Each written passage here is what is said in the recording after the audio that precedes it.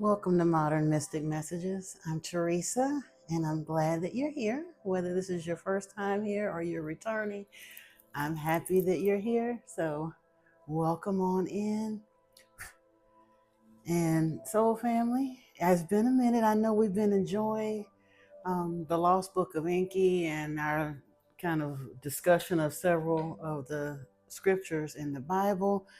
And I'm happy that a lot of you are enjoying that. But today I was talking to my best friend, and truthfully, I realized we haven't pulled any cards recently, and it just got on me that we need to do that. And I don't know if it's because of the influx of new subscribers, and absolutely welcome to all of you who have joined us here within the last 2 to 3 weeks. That's been quite awesome. I mean, everyone's welcome, and I'm thrilled about each and every one of the subscribers. But that was quite encouraging to see that influx that way. But because of that, I think we have some new energies on deck, and there may be some messages that need to get out there. And the reason I say that, family, is normally when I sit down to the card table, I sit with the energy until certain decks come to mind, and then I kind of know that's where the reading is going to go, and I go from there. Well, truthfully, I had some decks on deck, as you'd say, had pre shuffled and cleansed them and everything. And then when I sat down today, all of that kind of went away. I still had those decks on deck, but several others started coming to mind, decks that I hadn't used in a long time. One deck that I have never used on camera, I've used it personally, but never used it for the collective. And that deck came to mind as well. So I was like, oh, okay, well, I'm going to be obedient. So we're going to sit down here and see what the cards have. I may not use all of them, but I did go ahead and pre-cleanse and shuffle. And one of the decks, the one that I was saying I never use on camera, it's the Soul Shift deck. And I can't even remember the lady's name who makes it. It's the same lady who did the Age of Aquarius deck, and I have that one as well. But what struck me about it, I went to go pull the Oracle cards that I use along with the Age of Aquarius deck, and one card was interspersed in the middle of that deck. Like I said, I don't use this deck, but this card was in the midst of it. And the card is the art of, it's talking about the Chinese art of Wu Wei. And I don't use it primarily. I love these cards, they're beautiful, but they're so light you can barely see it.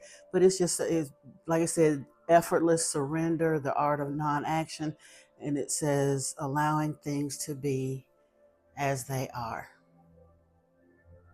Very telling for the reading. It's like I don't have to be so structured. I don't always have to know exactly where I'm going. We're going to sit down intuitively and just see where Spirit wants to take us on this. So I do want to call in our guides here: Archangel Michael, Archangel Raphael, Archangel Metatron, Archangel Sandalphon, Saint Germain, Yeshua, and Thoth. I ask for your guidance, direction, and protection as we enter into this reading. Let me be a clear channel, a vessel for Spirit, and get the messages where they need to go. Any of our ancestors or beings of the highest white light that wish to come in and enter as well, you are welcome here. And only beings of divine white light. Ashe. Now, what I do want to do as well is clear the energy a little bit before we get started. And if you are open to the notion of distance Reiki, all you have to do is agree and allow that energy to be cleared between us in the quantum way of our bodies, our energy fields, and this reality that we're in. You can receive that energy clearing as well. I wish to bring in Tiger's Eye into the energy. And I do call in Universal Life Force energy in the way of the Chokurei and the Hansha Seishonin and the Seiki. And so it is. This is Tiger's Eye.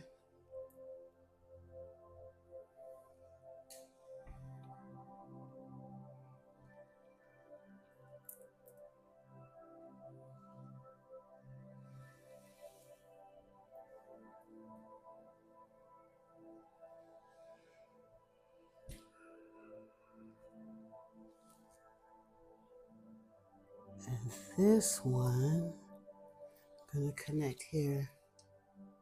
This is Saphrodite. This is to connect to the divine energies.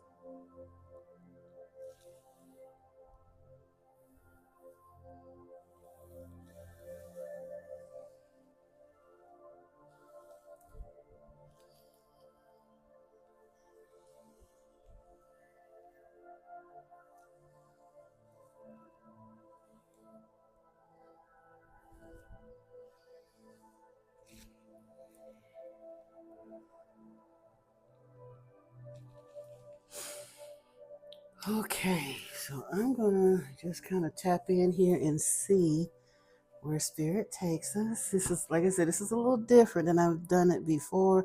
I am gonna we're gonna get a couple cards from here and see, since this deck decided it wanted to show up, see if something wants to come out of it. And actually, this card doesn't belong in this deck either. It's made by this same artist, but it's a sample card, and I just loved it. It was beautiful, so I let it come in. But Soul Speak,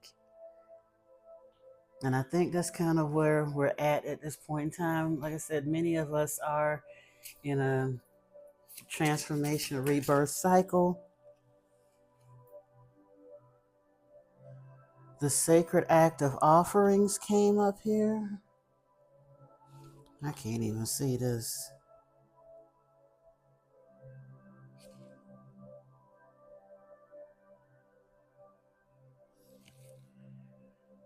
Are you being called to make an offering? Or are you making offerings? But it, like I said, it can't be. I mean, truthfully, a sacred act. It doesn't have. It's not a religious context. We're not really doing religion here. It's about your individual spirituality. The giving of your soul, your time, your intention does not always have to be at a formal. Yeah, it's like there have been times in my life I tithe. I haven't been tied up to religion in decades, but I do understand the energy of the power of 10. So I would tithe, but tithe into something else, a random act of kindness, a charity of your choice. Go, there's all kinds of ways to make offerings without necessarily going to church. And I think we're going to go in here with the healing waters and see where they're at.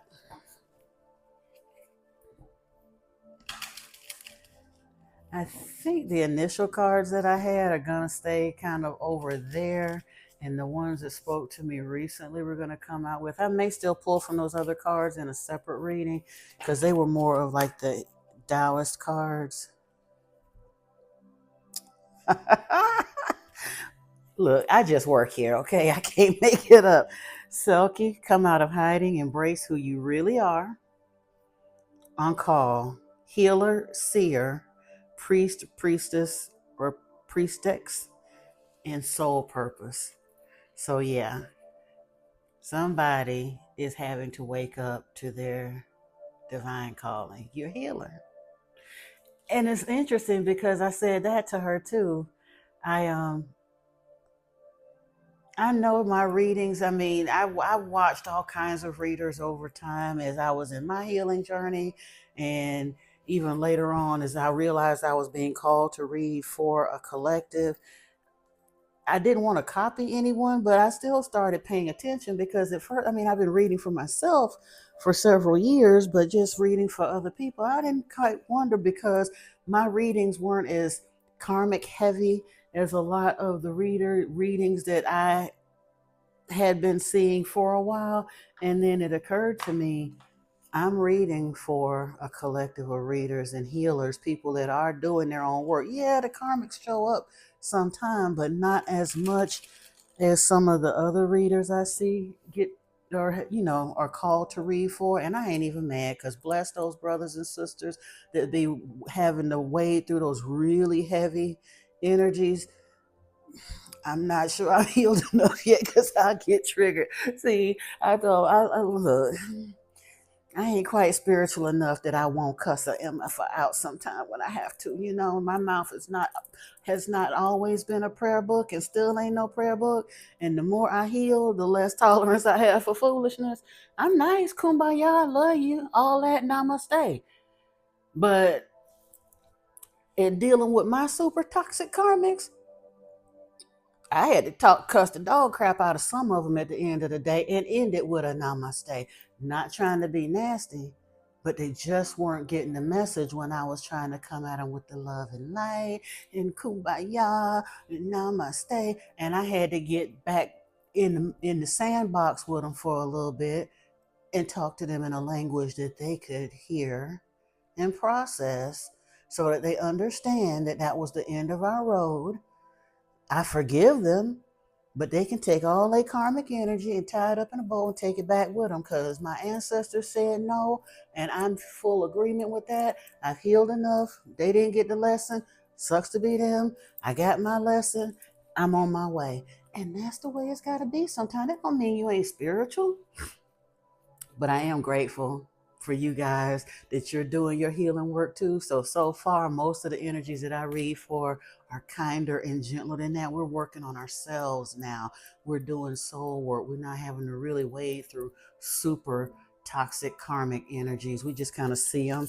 They showed up where they were. Sometimes Spirit will give us a little warning and one of them trying to spin the block, but we hurry up and just deal with it and go on about our business. And I like that. Look at here. Pave your own way, leadership, courage, forge, don't follow, along with lay it on the altar, hand it over, soften, surrender, and forgive. And I wasn't planning on I'm not taking all of these. Well, let me see what we got here. All of these flip. Wisdom Keeper, a new perspective, study, and learning. And then it has talking about the cave, like retreating, time out. So, yeah, that's why offerings was there. Perhaps the offering is you. Genuinely coming to, I don't even want to say coming to understand, because if this reading is resonating with you, you've been understood. You just been kind of bucking it a little bit. And I get it. I'm not saying you bucking it as in to say you don't want to do it. Sometimes it is a matter of, like, I don't even think it's not whether we want to be in these positions, but we've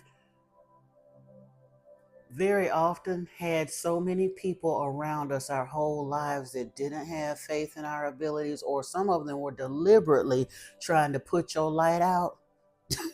You trying to get to your feet and they steadily chopping the chair legs out from under you, that kind of thing. We've been under spiritual attack.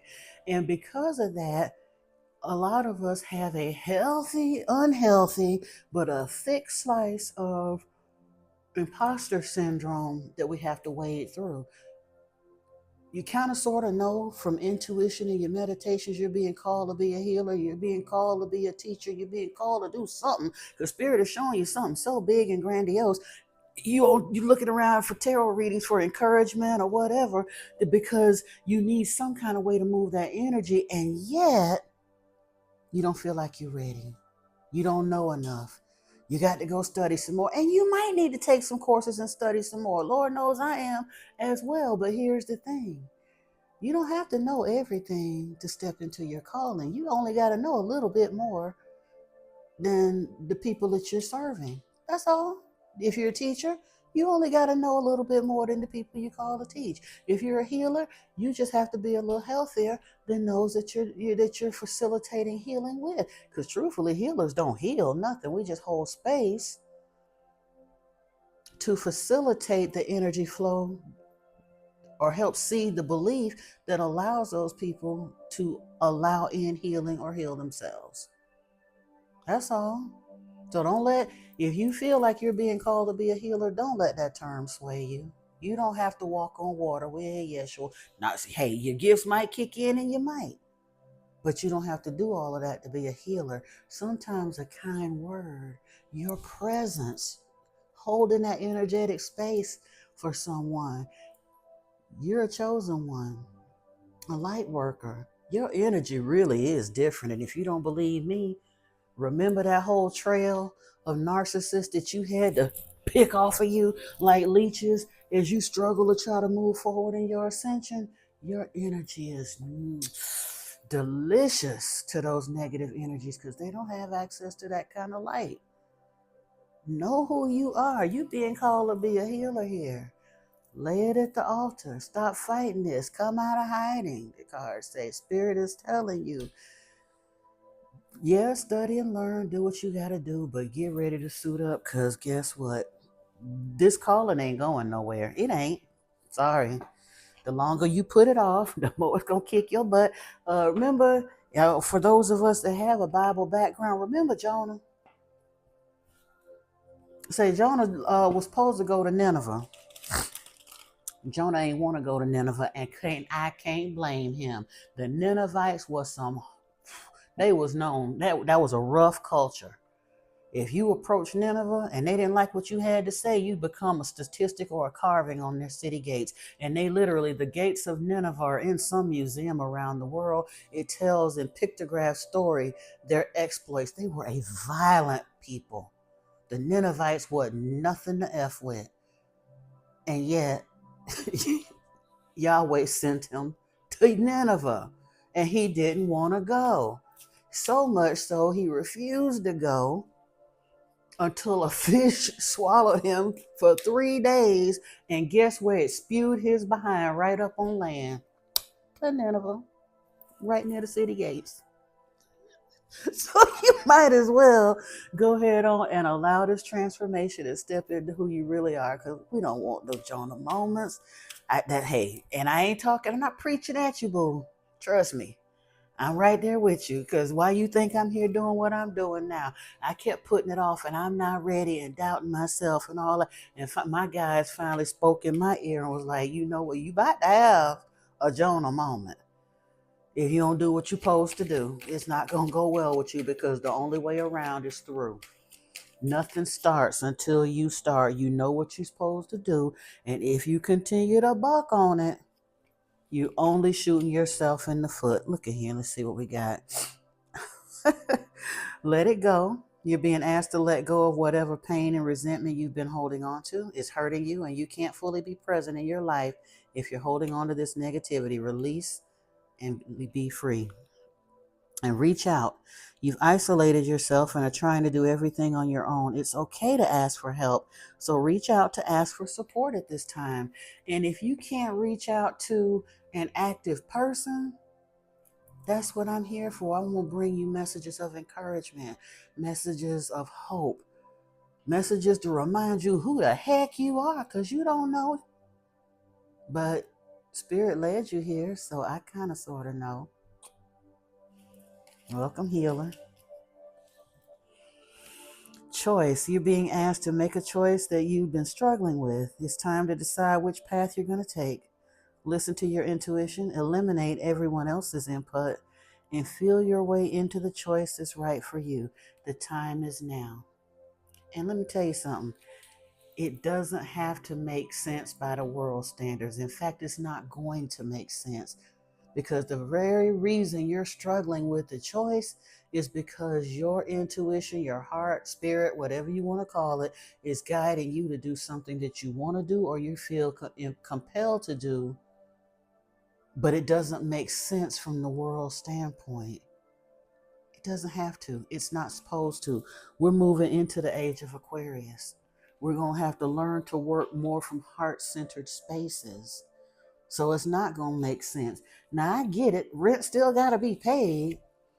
So I'm not saying jump off the deep end and just go wander off into the woods somewhere, but be open to the ideas and be open to divine detours and exit strategies, because they will show up. Earlier, late last year, I spoke about it on the channel one time before, but I think it's a story kind of worth telling, because For almost 2 years, I was in a job that was so stressful. It literally had me, I almost lost the job and didn't even realize I was calling out so much and leaving early because of stress related things, burning through PTO left and right, waking up in the morning with my stomach in knots, crying because I didn't want to go to work. So frustrated in the middle of the shift, I'm wanting to rip my hair out and throw my computer through the window. And it wasn't well, we ain't gonna get into the reasons why it was all, but it was extremely stressful. And I stayed on it longer than I should have because I was working for a financial goal, but I knew I should have left there, but I still stayed on. Well, guess what? At the end of the day, I stayed and I stayed, and part of what I needed to do got done. But because I was disobedient on the front end, I really didn't benefit financially at all for those extra months that I stayed. And at the end of all of that, I still hadn't left when I was supposed to. They called us in and laid off over 500 of us and gave us an exit, which is fine. I'm kind of glad I didn't up and quit because I did get a little bit of a severance out of that. But when the time came for me to get out of that situation, boom, it was done. And I had no say so in the matter. And then, literally 2 days after I was severed from that job, my son called me and invited me to come move to another country to be with him and his wife. He's in the military, so that would be wonderful for me. Wouldn't have to worry about housing or nothing. Can go in as a military dependent and all of those goodies. I just need to tie up my loose ends here and be prepared myself to move. Now I'm gonna have to get another job, source of income, start offering services or something to make those things happen. But the way immediately started showing itself. And also that same week, now I get severed, I have been trying to get my Reiki certification for 5 or 6 months. The lady that I wanted to take the course from, it's a metaphysical center that was literally 1 mile up the road from me. And I had been calling them twice a month for months because they kept saying they were going to open the course, and they never said anything. I was severed from that job. My last day was November 30th. My son called me on December 2nd or so, and the lady called me. Actually, she called me before he did. I wound up, she called me. I think my last day was the 30th. It was like the 27th or 8th that she called me, maybe the 29th. She finally called and said they were offering a course on December the 5th, I think, whatever that first Saturday was. I think, no, I think that would have been like December the 7th or something. But it literally like 1 week after. Now, I always worked weekends on that job.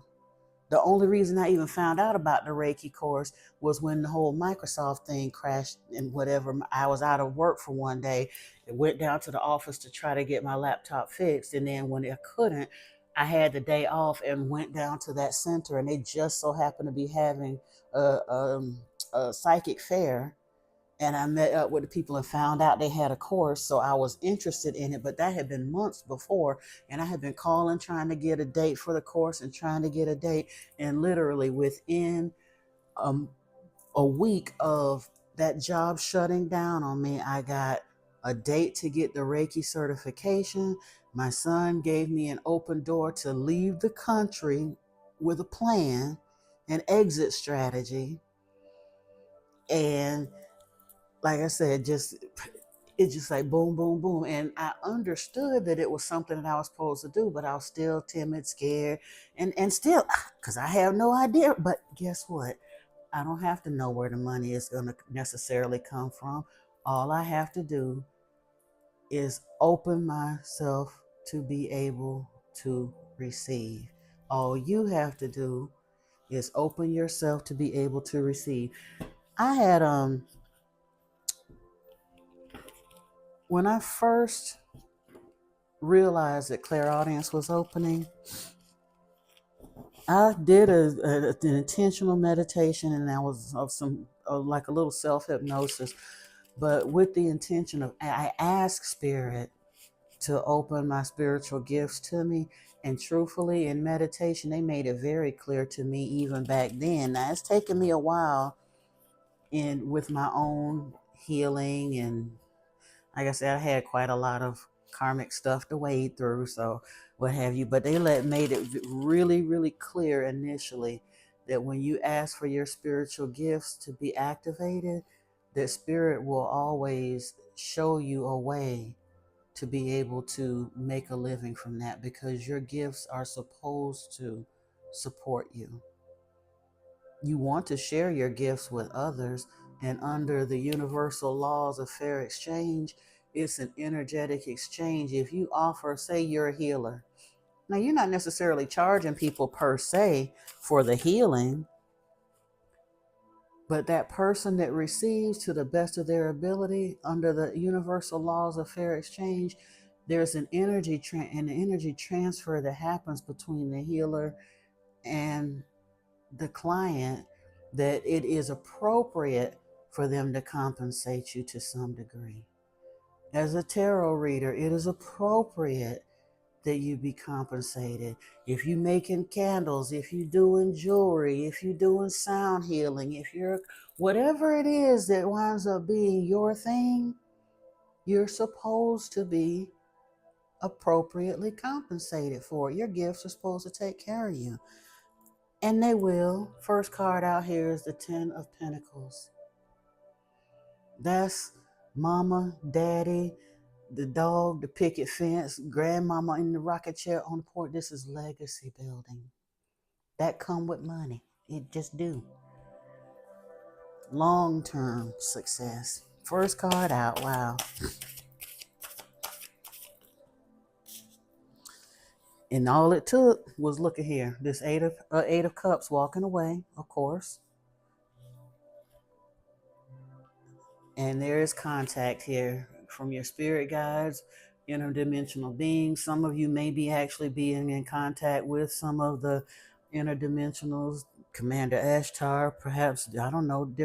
Oh, wow, got 10 here. The 10 of Cups is here. So there's an emotional component to this as well as the 3 of Cups. So some celebration here. Absolutely. Wow. So if you don't have love, if you don't have love in your life and you want to call it in, or you are calling it in, or I don't know if you did something on a new moon or a full moon, or you're thinking about going out there and doing a new moon, or look at here, look at here. Yeah, whatever you did when you did, or if you do, however that goes, it looks pretty good for you. I'm seeing here now, these that came out on the table, I'm not taking all of this, but 4 of Swords, 5 of Pearls, and the World came out here. So it's been rough, but in meditation, you're going to make it through that cycle. But what I did want to take was here in this hand. Temperance is here. So you have some angelic assistance. The 7 of Pentacles. I'm telling you, whether you may not have even intentionally planted the seed, but all of you here on this channel, with the intentions I set and the dedication and everything that I did for this channel, you know you planted some seeds. Knight of Cups. Yeah, like I said, the Knight of Cups is kind of bright-eyed and bushy tail. Well, that's more the Knight of Wands. The Knight of Cups is that dreamer, the eternal optimist. And guess what? This deck is so special, and I was hoping this card would come out, and here it is. The Golden Eye of Fate. This means the world is your oyster. This card literally means this is the spiritual jackpot. This is all of it.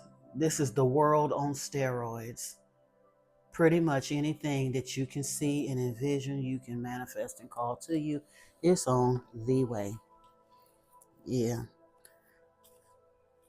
And honestly, well, the world was on the top of that one. Oh, wow. Okay. Oh, yeah. Yeah.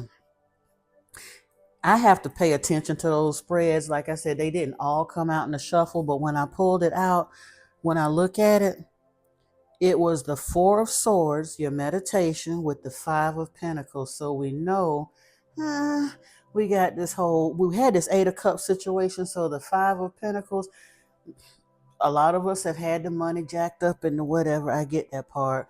But Wheel of Fortune is here. It's completion of that cycle.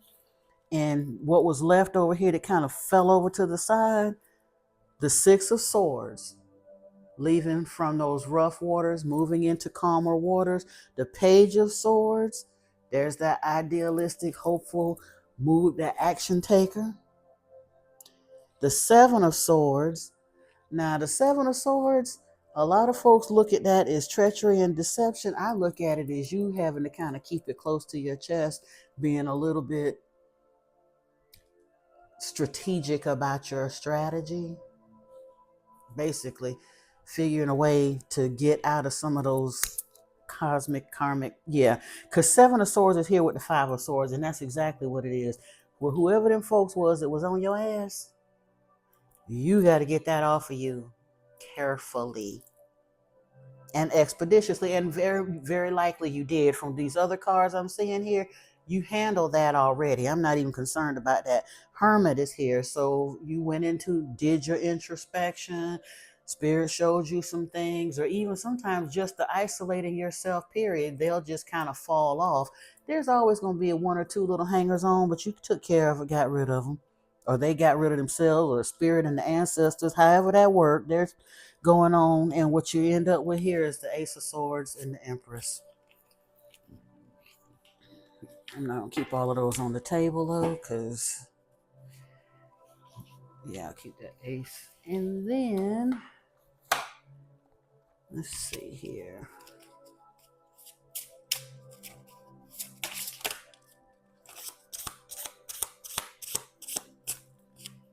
Golden Age of Aquarius, being a pillar of light to show others the way. Wow.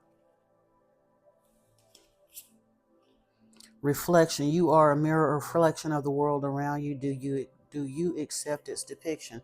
And when I say the world around you, not necessarily the physical one you got going on, because you may not have been able to escape some of that stuff yet, but you can build. Truthfully, the more you work on your inner world and imagining it as you want it to be, your outer world will begin to reflect that though. Holy water, a veil of protection is covering you and your life. Yeah, it's gonna. What they say is up and it's stuck. You about to go all the way up, boo. All the way up.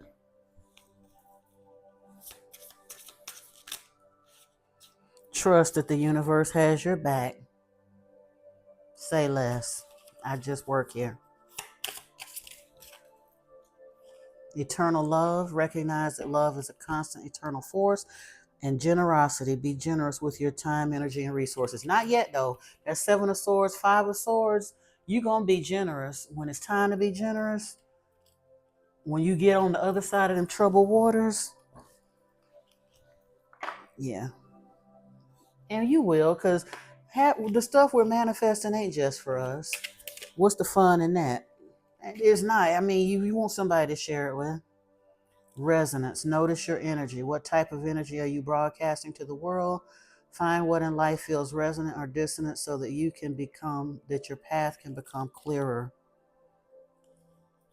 And courage. Show up with a whole heart. Bravely lead with your heart. Show up for the unexpected face that you cannot control and face what you cannot control and do not understand.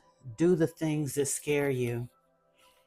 So this moving into this season as the teacher, as the healer, as the light worker, as the things that honestly we was kind of sort of afraid. Not, I don't want to say ashamed, but almost ashamed or afraid to even claim over our lives, because people been telling us our whole life, well, who do you think you are?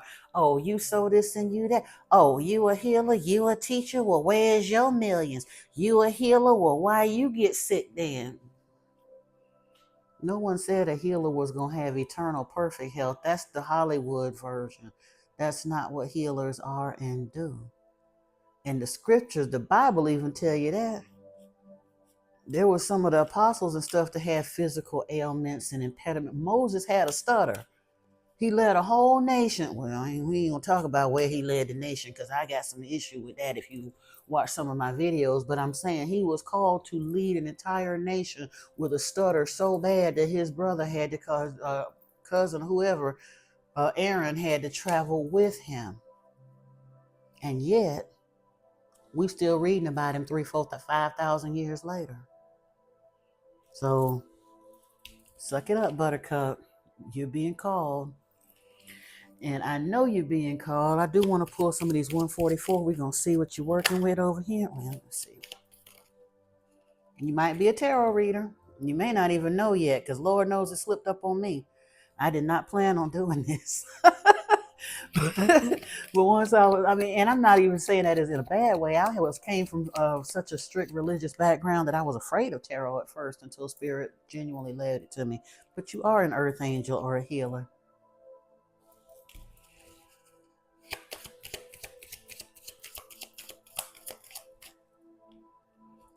Lemurian blood is here. God's ambassador. Light worker. Say less. Now I'm going to pull one more card because I want to get a Metatron message and then we're going to be out of here because I can't really mess with this too much. You, whoever you are that this message is for and resonating with, you've been doing the thing. Even if you ain't know you were doing the thing, you've been doing the thing. So congratulations. Congratulations.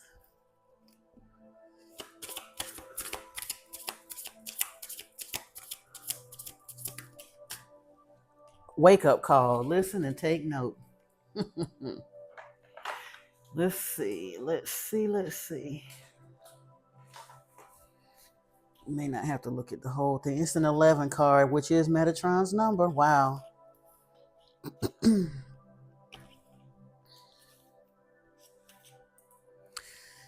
Card number 11 links to the planet Pluto and rebirth. It also relates to the 1111 coded wake-up call program to make us sit up and take notice of spirit. It is a time to step into the deepest trust and heed the clarion call of the mighty Archangel Metatron. This call cannot be drowned out by fear or denial of that which is before you now. It is time to step into the deepest trust and heed this wake-up call, which may be spiritual in nature or affecting something very physical around you now. You have been aware for some time that something needed to change, something is coming, or that a situation can no longer carry on. Your inner voice may have whispered, but Metatron now shouts the warning message loudly for you to hear. You may experience ringing in your ears, popping of energy, or an unblocking of one or both ears as you hear Metatron call you.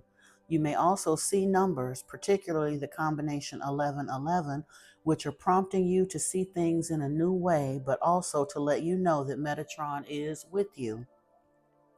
He does so with love and urgency, and as a warning that to carry on regardless, not heeding the advice and guidance, carries consequences, and if this calling is ignored, your path will no longer be in alignment with your soul's true calling. Remember we talked about that Jonah, that Nineveh moment? We don't want that.